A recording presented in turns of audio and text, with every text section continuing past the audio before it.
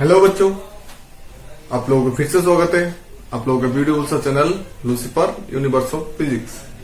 मैं कौशिक शाह। आज हम लोग डिस्कस करेंगे वर्क एनर्जी पावर पार्ट 3। तो लास्ट लेक्चर में हम लोगों ने देखा था वर्क के बारे में, वर्क क्या है, वर्क का कुछ डिराइवेशन, एग्जांपल्स वगैरह वगैरह। आज हम लोग बात करेंगे एनर्जी के बारे में। वर्क वाला पार्ट खत्म हो गया, अभी हम लोग शुरू करेंगे एनर्जी, उसके बाद पावर, देन हम लोगों का ये जो चैप्टर है वो चैप्टर खत्म हो जाएगा। ठीक है, तो अगर वीडियो में कोई भी तकलीफ होती है या समझने में कोई दिक्कत आती है तो इस नंबर पे कॉल कर सकते हो या मैसेज कर सकते हो। ये मेरा कॉलिंग नंबर भी है और व्हाट्सएप नंबर भी है। ठीक है, तो शुरू करते हैं हम लोग का आज का नया टॉपिक एनर्जी। तो क्लास 9 में तो सब लोगों ने पढ़ा ही होगा कि एनर्जी क्या है, और याद नहीं होने से थोड़ा रिमेम्बर करा देता हूं। एनर्जी क्या है? एनर्जी वो है जो हम लोगों के वर्क करने में हेल्प करता है। ठीक है, एनर्जी इज द एबिलिटी और capacity for doing work. Work करने के लिए हम लोगों को जो चाहिए वो है एनर्जी। एनर्जी के बिना हम लोग वर्क नहीं कर सकते। तो कॉपी निकालना शुरू कर दो, नोट्स करना स्टार्ट कर दो। आज का first question, define the term energy, what are its units and dimensions. Define the term energy, define the term energy, write its units and dimensions. Define the term energy, write its units and dimensions. Name the different types of energy. Name the different types of energy. ठीक है, names the different types of energy. तो energy क्या है? Energy is the capacity और ability for doing work. तो पहले definition लिख लेते हैं। Energy of a body is defined as energy of a body is defined as its capacity or ability, its capacity or ability to do work। ठीक है, then पूछा है what is it's units. Energy का unit और work done का unit same है, dimension भी same है, क्योंकि हम लोग एनर्जी मेजर करते हैं कैसे, कितना हम लोगों का वर्क डन हुआ है। तो वर्क डन का जो यूनिट है वही होगा एनर्जी का unit. The SI unit of energy is the SI unit of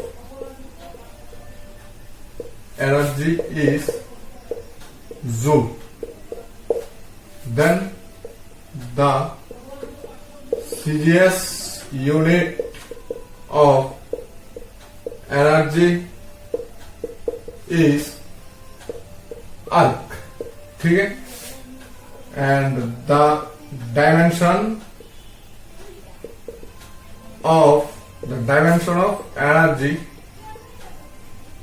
is, energy का डायमेंशन और वर्क का डायमेंशन सेम होता है, ml² T⁻²। तो ये हो गया हम लोगों का एनर्जी का यूनिट एंड डायमेंशन। ठीक है, यूनिट्स एंड डायमेंशन क्या है? यूनिट है सीजीएस पे आर्क, एसआई पे जूल, और डायमेंशन है ml² T⁻²। Then name the different types of energy. ये तो सबको पता है, energy has several forms. Energy का बहुत सारा फॉर्म्स है। क्या क्या है? Mechanical energy, mechanical energy comma sound energy comma heat energy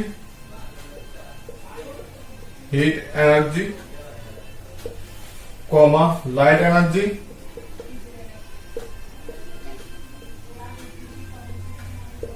comma chemical energy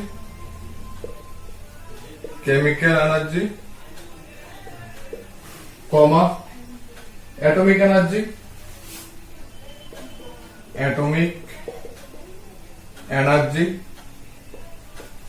comma nuclear energy comma electrical energy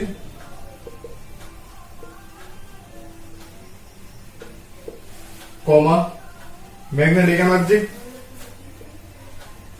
और भी बहुत सारा है, मैग्नेटिक एनर्जी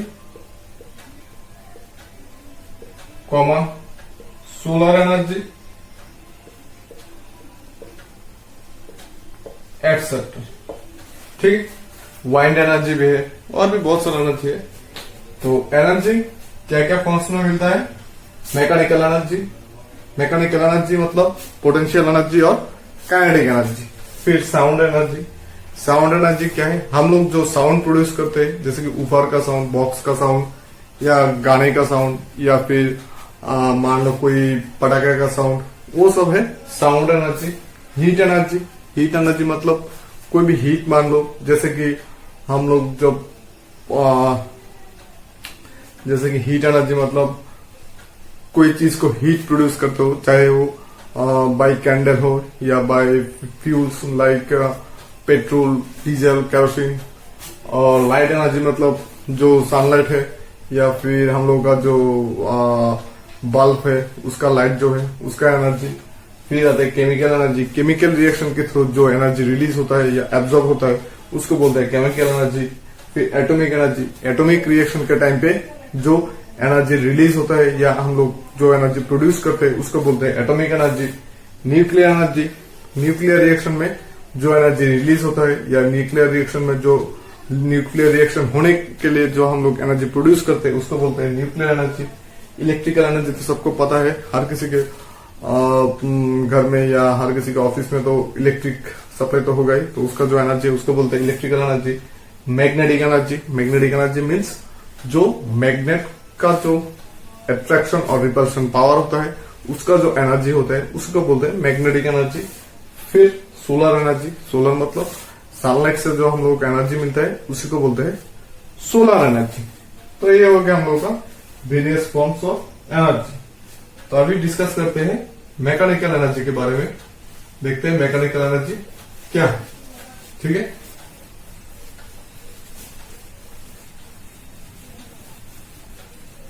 तो हम लोगों का नेक्स्ट क्वेश्चन होगा व्हाट इज मैकेनिकल एनर्जी। ठीक है, तो नेक्स्ट क्वेश्चन होगा what is mechanical energy, what are its two forms. What is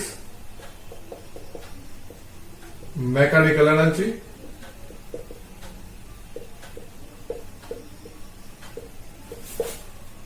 what is its two forms।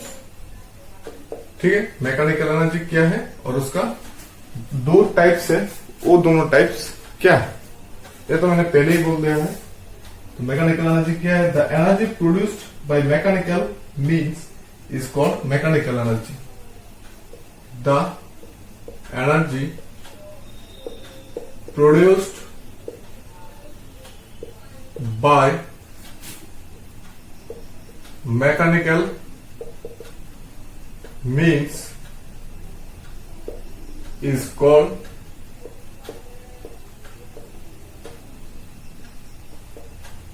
mechanical energy। ठीक है, it has two forms, it has two forms। क्या क्या है? One kinetic energy then next potential energy. Potential energy, तो mechanical energy का दो form होता है, वो दोनों फॉर्म क्या है? एक है काइनेटिक एनर्जी एंड दूसरा है पोटेंशियल एनर्जी। ठीक है, फिर देखते हैं काइनेटिक एनर्जी क्या है और कुछ एग्जांपल भी देख लेते हैं। तो what is kinetic energy? Give some example. Next question, what is kinetic energy? Give some examples. ठीक है, तो काइनेटिक एनर्जी क्या है? कोई ऑब्जेक्ट या पार्टिकल का मोशन के टाइम पे जो एनर्जी उसको मिलता है वही होता है काइनेटिक एनर्जी। तो डेफिनेशन क्या होगा? The energy possessed by a body, the energy possessed by a body by virtue of its motion, by virtue of its motion is called kinetic energy।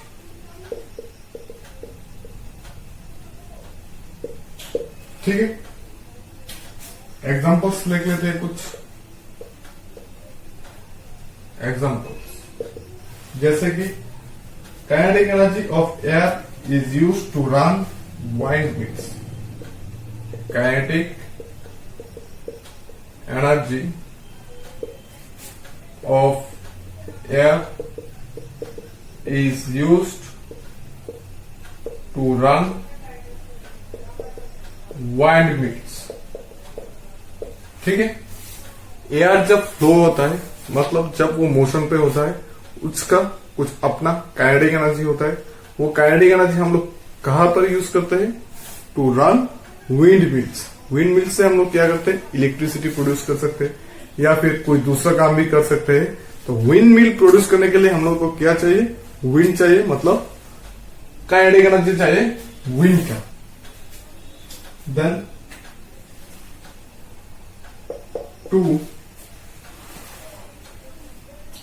a moving hammer drives a nail. A moving hammer drives a nail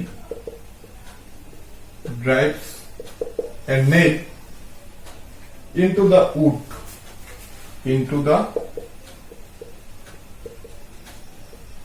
wood. ठीक है, being in motion, it has kinetic energy. Being in motion, it has kinetic energy। ठीक है, और ability to do work, और ability to do work. ठीक है, अगर हम लोग एक नेल के ऊपर कोई हैमर को ऐसे पकड़ के रखता है तो क्या होता है? ये जो नेल है ये वुड के अंदर कभी नहीं जाएगा, ऐसे पकड़ के रखने से नहीं जाएगा। लेकिन हैमर को थोड़ा पीछे से ऐसे मारने से जो नेल है धीरे धीरे नीचे की तरफ, मतलब वुड के अंदर घुसता जाएगा। क्यों? क्योंकि जब हैमर मोशन पे आ जाता है तब ये काइनेटिक एनर्जी उसको मिल जाता है। तो ये काइनेटिक एनर्जी की वजह से ये उसका मतलब उसको वर्क डन करने के लिए जो एबिलिटी चाहिए, जो कैपेसिटी चाहिए, वो मिल जाता है। देन ये क्या करता है? उस नेल को वुड के अंदर घुसा देते हैं। ठीक है, लेकिन जब ये रेस्ट पे होता है तो इसका काइनेटिक एनर्जी जीरो होता है, तो इसको काइनेटिक एनर्जी नहीं मिलता क्योंकि ये मोशन पे नहीं है। तो इसलिए जो नेल है वो वुड के अंदर नहीं घुस पाता। लेकिन मोशन पे आने से ये मोशन पे आने से इसका काइनेटिक एनर्जी इंक्रीज हो जाता है। देन ये आराम से वुड के अंदर घुस जाता है। ठीक है, तो कॉपी कर लो। फिर हम लोग काइनेटिक एनर्जी का डिराइवेशन देखेंगे और एक्सप्रेशन देखेंगे काइनेटिक एनर्जी का एक्सप्रेशन क्या होता है। ठीक है, तो नेक्स्ट क्वेश्चन हो जाएगा derive an expression for kinetic energy. ठीक है,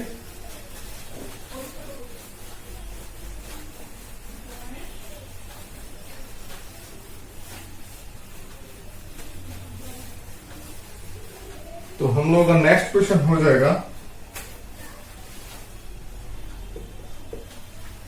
derive an expression for kinetic energy of a body. Derive an expression for kinetic energy of A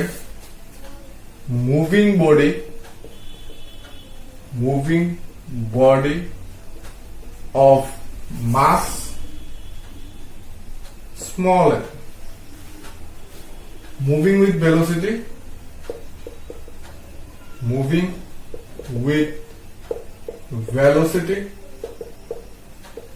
v। ठीक है, कॉपी कर लो।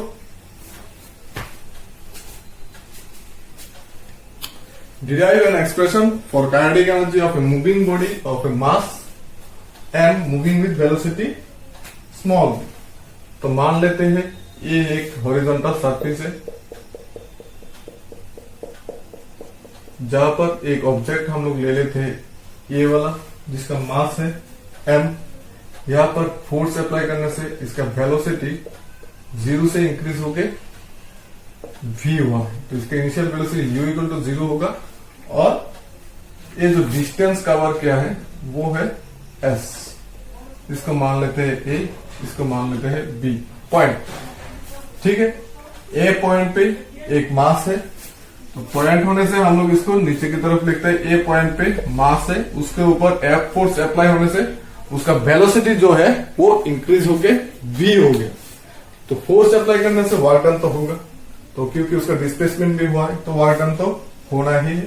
तो वर्क डन क्या हुआ है, इसका वेलोसिटी जो है वो 0 से इंक्रीज होके v हुआ। ठीक है, तो the kinetic energy of a body can be determined by calculate the amount of the kinetic energy of A moving body। The kinetic energy of a moving body can be determined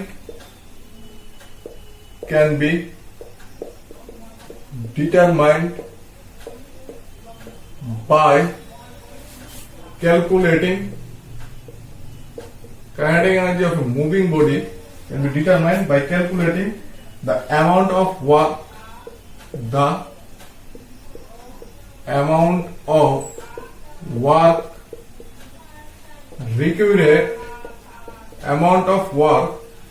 required to bring the body into motion,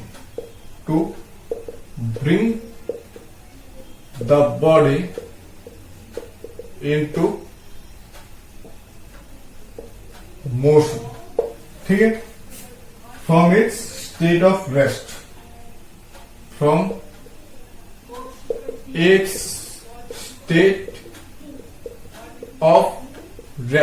मतलब kinetic energy of a body हम लोग कैसे define कर सकते हैं। कोई work done तो करना पड़ेगा हमको उसका रेस्ट से मोशन पे लाने के लिए, जो वर्क डन करना पड़ेगा हम लोग को वही होता है इसका काइनेटिक एनर्जी। तो यहां पर कुछ एज्यूम कर लेते हैं, जैसे let m equal to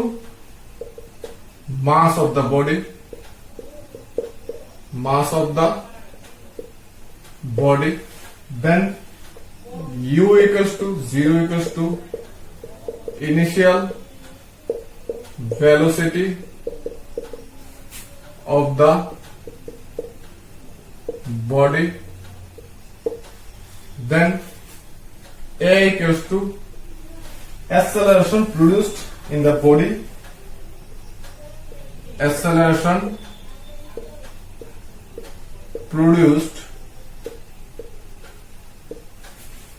the body,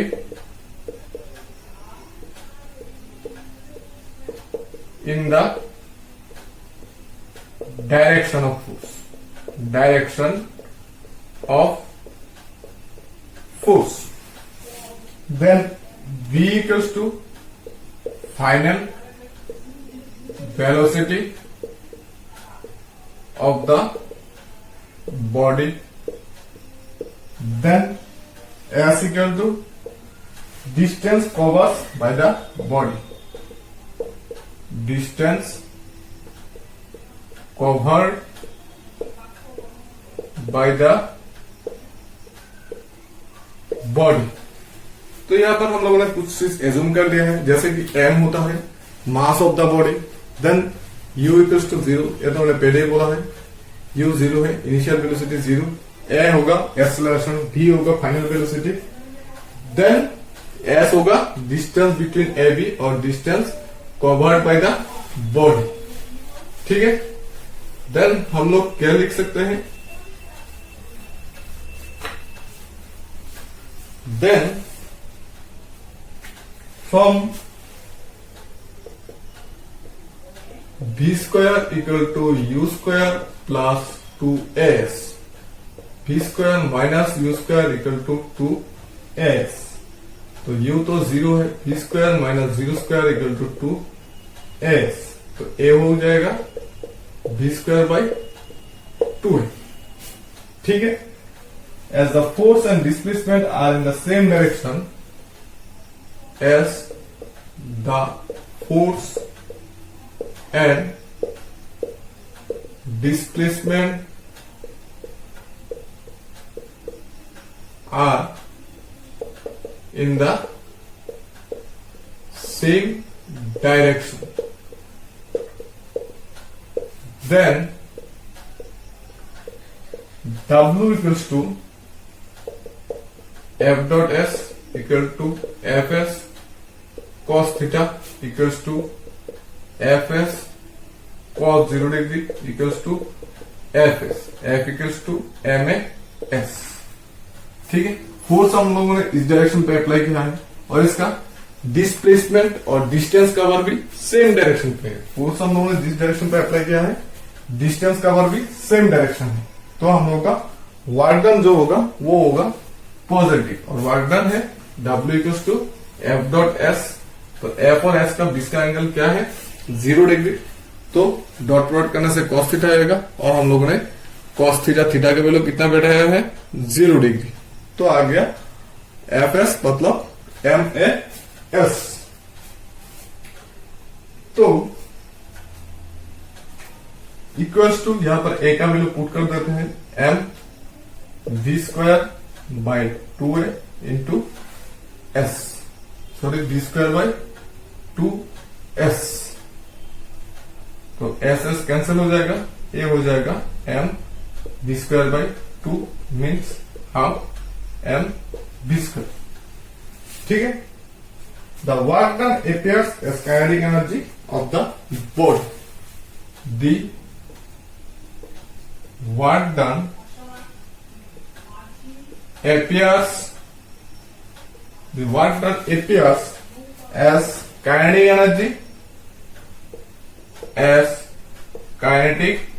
energy of the body. The work done appears as the kinetic energy of the body.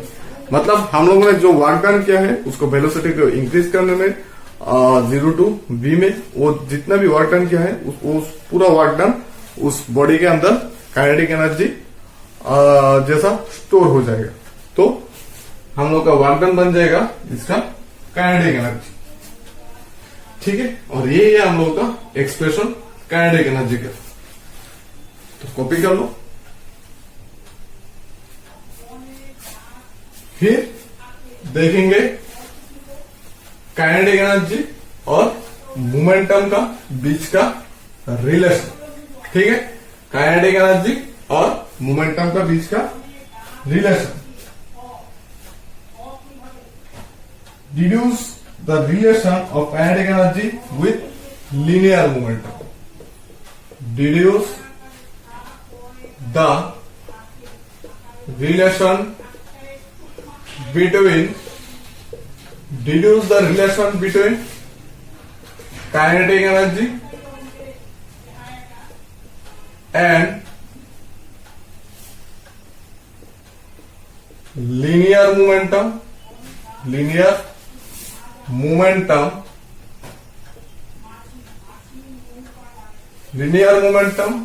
of a body.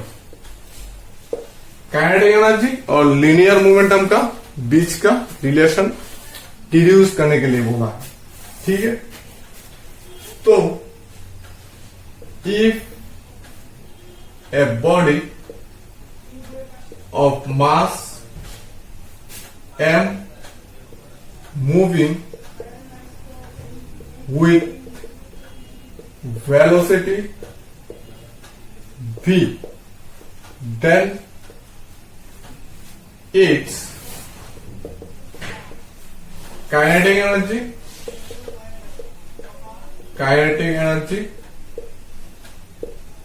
E equals to half m v square, ठीक है। इसको दे देते हैं equation 1। And momentum small p equals to m v। Kinetic energy हो गया half M V square and momentum हो गया m v। देन हम लोग क्या करेंगे, इसको दे देते हैं 2 from equation 1 E equals to half m v square. ऊपर नीचे में m से मल्टीप्लाई करते हैं तो बन जाएगा m square v square by 2m। Then m v के जगह पे लिख सकते हैं हम लोग p, तो p स्क्वायर बाई 2m बन गया हम लोग का e। Then p square equals to 2m e, then p equals to √2m e। ये हो गया हम लोग का काइनेटिक एनर्जी और मोमेंटम का बीच का रिलेशन। बहुत ही इंपॉर्टेंट रिलेशन है ये। This is very very important for board and entrance also, ठीक है। देन अभी बात करेंगे वर्क एनर्जी थ्योरम के बारे में।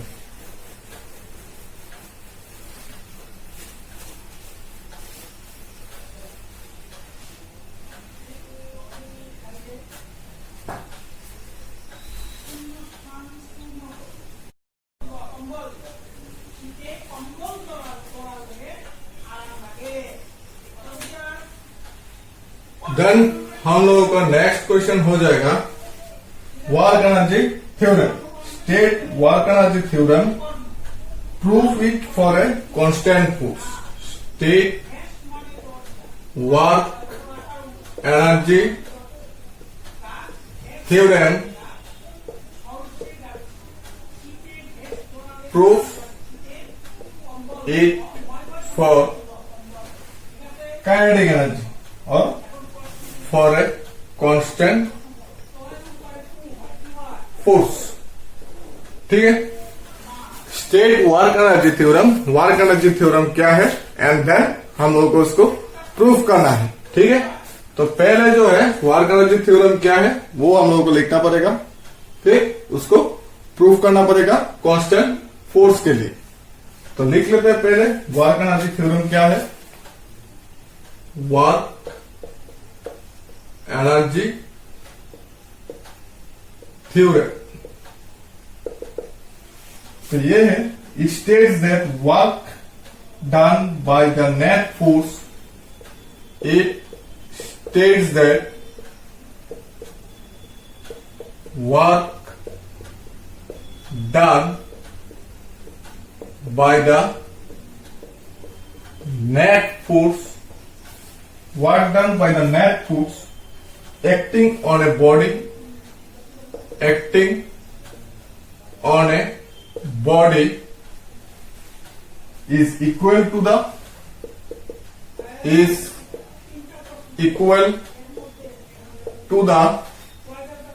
produced in kinetic energy of the body, produced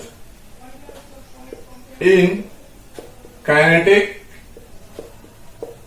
energy of the body. ठीक है, work energy theorem it states that, क्या बोला है, work done by net force is equal to the produced in kinetic energy of the body. ठीक है, तो चलो proof करते हैं इसको। Proof, suppose a constant force F, suppose a constant force F, capital F, acting on a body of mass, acting on a body of mass small m, produces acceleration A in it, produces a acceleration A in it। ठीक है, assume किया है हम लोगों ने कि कोई object या कोई पार्टिकल के ऊपर हम लोगों ने एफ फोर्स अप्लाई किया है, देन एफ फोर्स अप्लाई होने की वजह से उसका जो एक्सेलरेशन है वो ए हो गया है। ठीक है, after covering distance S, after covering distance x, after covering distance s, suppose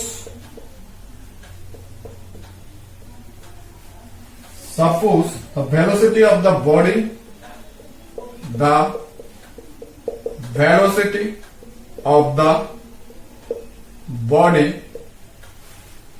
changes from u to v, changes from u to v। We use the equation of motion, then हम लोग अगर we use the equation of motion, हम लोगों के पास 4 equation of motion है, इसमें से एक अगर हम लोग यूज करते हैं, v square minus U square equals to 2s, then multiplying both sides by m we get। ठीक है, बाय m नहीं करके हाफ m कर देते हैं, तो half m v square minus half m u square equals to half into 2as, 2 cancel as, यहां पर हाफ m से मल्टीप्लाई किया है, तो यहां पर अगर हाफ m इंटू 2as, 2 कैंसलmas। ठीक है, ये हो गया हम लोगों का चेंज ऑफ काइनेटिक एनर्जी अभी मिल गया है। Half m v square means final kinetic energy, half m u square means initial kinetic energy. दोनों काइनेटिक एनर्जी अभी हम लोगों को मिल गया है, अभी थोड़ा कम बाकी है, फिर आ जाएगा हम लोगों का proof. By Newton second law, by Newton second law we can write F equals to m, इसको इक्वेशन 1 डाल देते हैं। ठीक है, then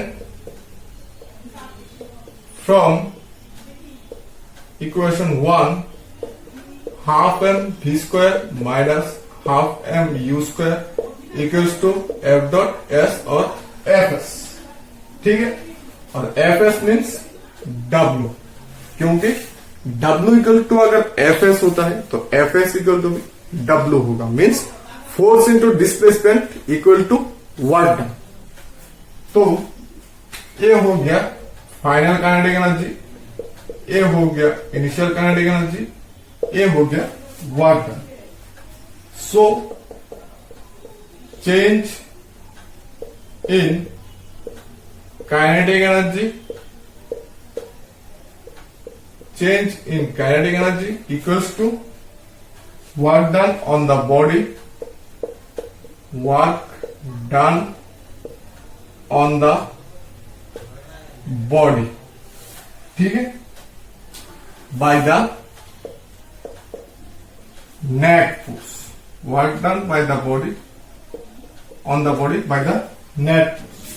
This proves the work energy theorem for a constant force. This proof that the work energy theorem by a constant net force, ये हो गया हम लोगों का वर्क एनर्जी थ्योरम का प्रूफ। कॉपी कर लो जल्दी से।